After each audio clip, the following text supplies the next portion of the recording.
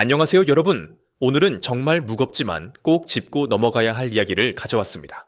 주말이 끝나가고 월요일이 가까워질수록 마음이 점점 불안해지는 분들 계실 겁니다. 알람을 끄고 눈을 뜨는 순간 가장 먼저 휴대폰으로 증권 앱부터 열어보게 되는 분들도 있으실 거예요. 코스피가 얼마나 밀렸을까? 환율은 또 얼마나 올랐을까? 내 계좌는 괜찮을까? 이런 생각이 머릿속을 떠나지 않는 분들도 분명 계실 겁니다. 그런데 지금 그런 불안을 더 키울 수 있는 소식이 전해졌습니다. 미국과 이란이 21시간 동안 협상을 이어갔지만 결국 합의에 도달하지 못했다는 소식입니다. 21시간이라는 건 짧은 시간이 아닙니다. 그만큼 마지막 순간까지 서로 버텼고 서로 물러서지 않았고 어떻게든 결론을 내보려 했다는 뜻이죠. 하지만 결국 결렬됐습니다. 이 소식이 왜 중요할까요? 많은 분들이 국제뉴스는 국제뉴스고 내 삶은 내 삶이라고 생각하실 수 있습니다. 그런데 중동 문제만큼은 그렇지 않습니다. 왜냐하면 중동에서 긴장이 높아지면 가장 먼저 흔들리는 것이 에너지 시장이고 에너지 시장이 흔들리면 그 다음은 환율, 물가, 기업, 실적, 증시 순서로 충격이 퍼지기 때문입니다. 다시 말해 이 뉴스는 단순한 외교 뉴스가 아닙니다. 우리의 생활비와 투자 계좌, 대출 부담, 소비 심리까지 연결될 수 있는 문제입니다. 오늘 이 영상에서는 차분하게 그러나 현실적으로 세 가지를 말씀드리겠습니다. 첫째, 이번 21시간 협상 결렬이 왜 시장에는 위험 신호로 받아들여질 수 있는지. 둘째, 유가와 환율이 움직이면 한국 경제와 증시에 어떤 연쇄의 반응이 일어나는지. 셋째, 개인 투자자와 평범한 가정이 지금 어떤 식으로 대비해야 하는지. 공포를 부추기기 위해서가 아닙니다. 오히려 반대로 불안할수록 구조를 알아야 흔들리지 않기 때문입니다. 그러면 하나씩 시작해 보겠습니다. 먼저 이번 협상 결렬이 의미하는 바부터 짚어보겠습니다. 보통 국가 간 중요한 협상은 짧게 끝나지 않습니다. 시간이 길어질수록 두 가지 가능성이 함께 커집니다. 하나는 극적인 타결입니다. 다른 하나는 입장 차이만 더 선명해진 채 끝나는 결렬입니다. 이번에는 후제에 가까운 그림입니다. 미국은 이란의 핵 문제와 지역 안보 이슈를 더 강하게 압박하려 했고, 이란은 제재 완화나 자국의 입장을 무시한 요구를 받아들일 수 없다는 태도를 고수했습니다. 결국 양측은 접점을 찾지 못했고 시장은 이 상황을 앞으로 긴장이 더 커질 수 있다는 신호로 받아들이게 됩니다.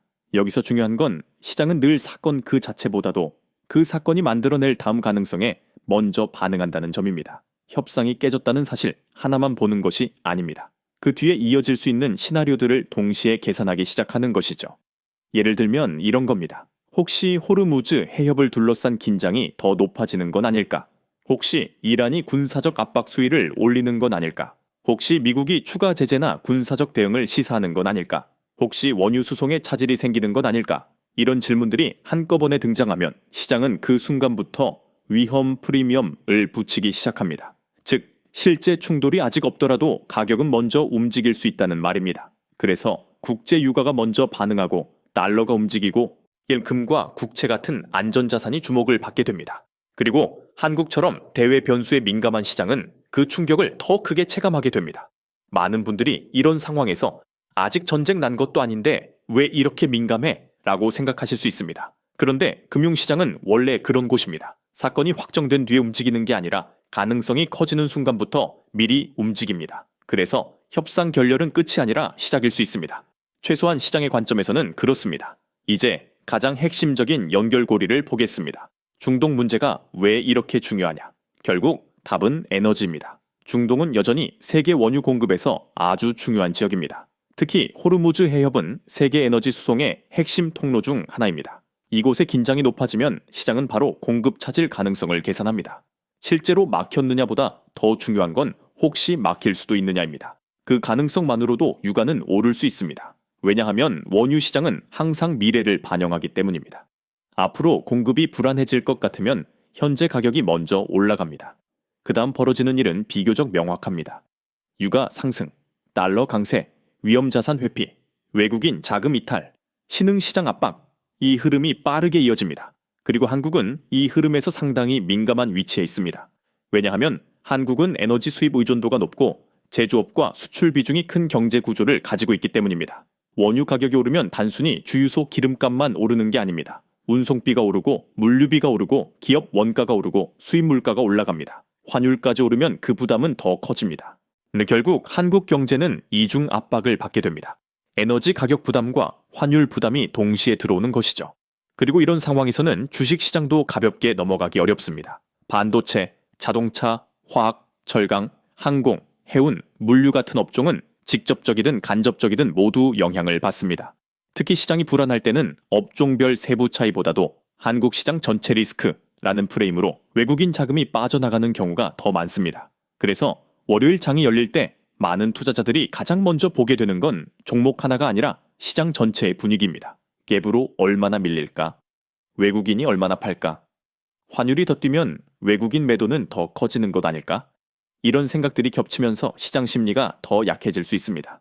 이제부터는 조금 더 구조적으로 보겠습니다. 이런 위기가 닥칠 때 시장과 경제는 보통 어떤 법칙으로 움직이는지 5가지로 정리해 보겠습니다.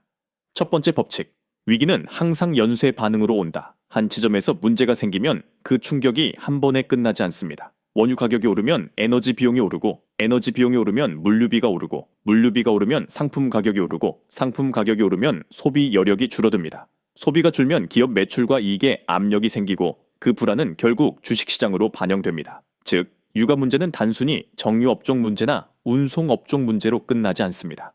경제 전체로 번질 수 있는 연쇄 반응의 출발점이 됩니다. 두 번째 법칙, 시장은 최악의 시나리오를 먼저 가격에 반영한다. 실제 최악이 오기 전에도 시장은 먼저 겁을 냅니다. 이건 비이성적이라기보다 금융시장의 본능에 가깝습니다. 만약 아무 일도 없으면 나중에 다시 사면 되지만 진짜 큰일이 났는데 대응이 늦으면 손실이 커지기 때문입니다. 그래서 투자자들은 보통 불확실성이 커질 때 먼저 줄입니다. 주식 비중을 줄이고 현금을 늘리고 달러나 금처럼 상대적으로 안전하다고 여겨지는 자산에 시선을 돌립니다. 즉, 실제 피해보다 먼저 가격이 흔들릴 수 있다는 겁니다. 세 번째 법칙, 위기 때 돈은 안전하다고 믿는 곳으로 모인다. 위기 국면에서는 돈이 수익률보다 생존을 먼저 찾습니다. 그래서 달러가 강해지고 미국 국채가 주목받고 금이 오르는 경우가 많습니다. 반면 한국처럼 대외 의존도가 높고 변동성에 민감한 시장은 더 불리해질 수 있습니다. 한국이 나쁜 시장이라는 뜻이 아니라 불확실성이 커졌을 때 상대적으로 먼저 줄이는 대상이 되기 쉽다는 의미입니다. 네 번째 법칙, 한국은 에너지 쇼크에 취약하다. 한국은 자원이 많은 나라가 아닙니다. 결국 대부분을 수입해야 하고 그 과정에서 국제 가격과 환율의 영향을 크게 받습니다. 그래서 원유 가격이 뛰고 환율까지 오르면 기업도 가게도 동시에 압박을 받습니다.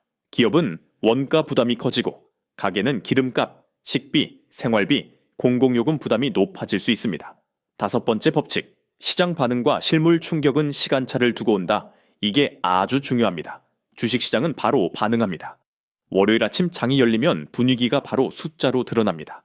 하지만 물가 상승이나 소비 위축, 기업 실적 악화는 그보다 뒤늦게 나타납니다. 즉, 첫 번째 충격은 시장이 받고 두 번째 충격은 실물 경제가 받습니다. 그래서 초반에는 공포가 과도하게 반영될 수 있고 이후에는 실제 숫자가 뒤따르면서 시장이 다시 한번 판단을 바꾸기도 합니다. 이 흐름을 아는 사람은 덜 흔들립니다. 왜냐하면 지금 내가 보고 있는 게 실제 피해의 시작인지 아니면 공포의 선반영인지를 구분하려고 노력하기 때문입니다. 이제 세계 다른 나라들로 눈을 돌려보겠습니다. 이런 에너지 위기 상황이 생기면 각국은 저마다 가진 카드로 대응합니다. 미국은 상대적으로 선택지가 많습니다. 전략 비축유가 있고 달러 패권이 있고 군사적 존재감도 큽니다. 즉, 시장에 우리는 대응 수단이 있다는 메시지를 줄 수 있습니다. 중국은 또 다릅니다. 중국은 오래전부터 에너지 안보를 국가 전략의 핵심으로 보고 공급선 다변화화를 추진해 왔습니다. 러시아, 중동, 중앙아시아 등 여러 통로를 동시에 관리하려고 합니다. 완벽하진 않지만 적어도 한 곳이 흔들리면 전부 흔들리는 구조를 줄이려는 노력이 강합니다. 유럽은 몇 년 전 큰 에너지 충격을 직접 겪었습니다. 그 경험 때문에 LNG 확보, 재생에너지 확대, 원전 재검토 등 다양한 방안을 이미 고민해 왔습니다. 물론 유럽도 부담은 크지만 위기 대응에 대한 학습 효과가 있다는 점은 무시할 수 없습니다. 일본도 마찬가지입니다. 일본은 에너지 수입국이지만 위기 대응 매뉴얼과 비축 시스템, 외교적 공조 체계에서 강점을 보이는 경우가 많습니다. 그렇다면 한국은 어떨까요? 한국도 분명 준비가 전혀 없는 나라는 아닙니다. 전략 비축유도 있고 정부 대응 시스템도 있고 대기업들의 위기 대응 능력도 있습니다. 하지만 문제는 한국 경제의 구조 자체가 외부 충격에 예민하다는 점입니다. 첫째, 에너지 수입 의존도가 높습니다. 둘째, 수출 중심 경제라 대외 변수에 민감합니다. 셋째, 환율이 흔들리면 물가와 투자 심리 모두 영향을 받습니다. 넷째, 개인 투자자의 주식시장 참여도도 높아서 체감 충격이 큽니다. 즉, 같은 국제 뉴스라도 한국에서는 더 일상적으로 느껴질 수 있습니다. 미국의 투자자는 국제 유가 상승을 뉴스로 볼 수도 있지만 한국의 투자자와 가게는 그걸 생활비와 환율, 계좌 손실로 더 빨리 체감할 수 있습니다. 이 차이가 바로 중요합니다. 위기는 항상 새로운 얼굴로 오지만 패턴 자체는 반복되는 경우가 많습니다. 과거에도 우리는 중동 긴장, 원유 가격 급등, 환율 상승, 외국인 자금 이탈 같은 조합을 여러 번 겪었습니다. 그때마다 공통적으로 나타나는 장면이 있었죠. 처음에는 설마 이렇게까지 되겠어? 라는 반응이 나옵니다. 그 다음 유가가 오르고 환율이 흔들리고 시장이 밀리기 시작하면 그제서야 뒤늦게 공포가 번집니다. 그리고 가장 안 좋은 지점에서 감정적 매도가 나오는 경우가 많습니다. 문제는 그 다음입니다. 상황이 조금만 진정돼도 시장은 다시 회복을 시도하는데 공포 속에서 너무 늦게 던진 사람은 다시 진입하지 못합니다. 이게 위기 때 반복되는 개인 투자자의 전형적인 패턴입니다. 그래서 과거 위기에서 우리가 배워야 할 가장 중요한 점은 하나입니다. 위기 자체보다 더 무서운 건 위기 앞에서의 감정적인 판단이라는 점입니다.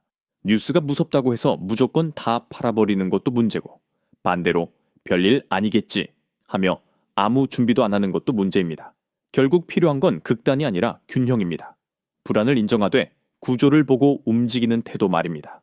이제 가장 현실적인 부분으로 가보겠습니다. 국제 문제, 유가, 환율, 증시 이야기가 결국 내 생활과 무슨 상관이 있느냐, 그 연결을 아주 현실적으로 보겠습니다. 첫 번째는 기름값입니다. 유가가 오르면 가장 먼저 체감되는 건 주유소 가격입니다. 차를 매일 쓰는 분들, 출퇴근 거리가 긴 분들, 자영업으로 차량을 운행하는 분들에게는 이 부담이 꽤 직접적으로 들어옵니다. 두 번째는 생활 물가입니다. 기름값이 오르면 운송비가 오르고, 운송비가 오르면 물건값이 올라갑니다. 마트에서 장을 볼 때, 온라인 배송비를 볼 때, 식재료 가격을 볼 때 서서히 체감하게 됩니다. 세 번째는 환율입니다. 환율이 오르면 수입품 가격 부담이 커집니다. 기업 입장에서는 원자재 부담이 커지고 소비자 입장에서는 여러 제품과 서비스 가격에 간접적인 영향을 받게 됩니다. 네 번째는 금리와 소비 심리입니다. 물가가 다시 자극을 받으면 시장은 금리 경로에 대해서도 민감해집니다. 그러면 대출을 가진 가게는 더 조심스러워지고 기업도 투자를 줄이게 됩니다. 이 과정이 길어지면 결국 경기 전반의 부담이 커집니다. 다섯 번째는 투자 계좌입니다. 계좌는 가장 빠르게 반응하는 영역입니다. 월요일 아침장이 열리면 바로 숫자가 보입니다.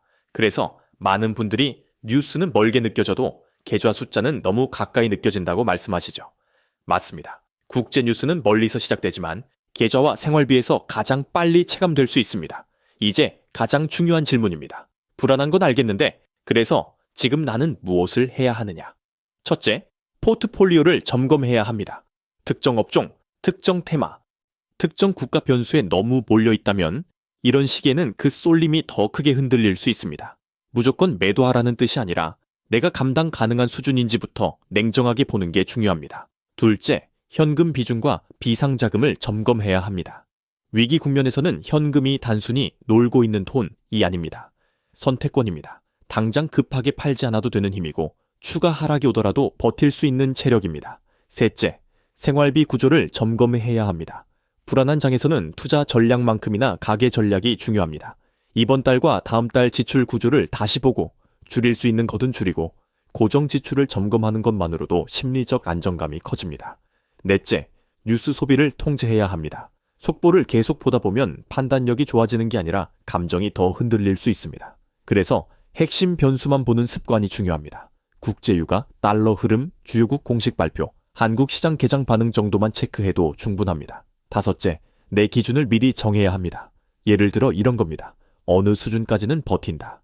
이 종목은 비중을 이만큼만 줄인다. 추가 매수는 어떤 조건에서만 한다. 이 기준이 없으면 월요일 장이 열리는 순간 감정이 판단을 대신하게 됩니다. 여섯째, 장기적인 관점을 잃지 말아야 합니다. 위기는 분명 고통스럽습니다. 하지만 시장은 언제나 충격과 회복의 과정을 반복해 왔습니다. 문제는 위기 자체보다 그 위기 속에서 내가 어떤 행동을 했느냐입니다.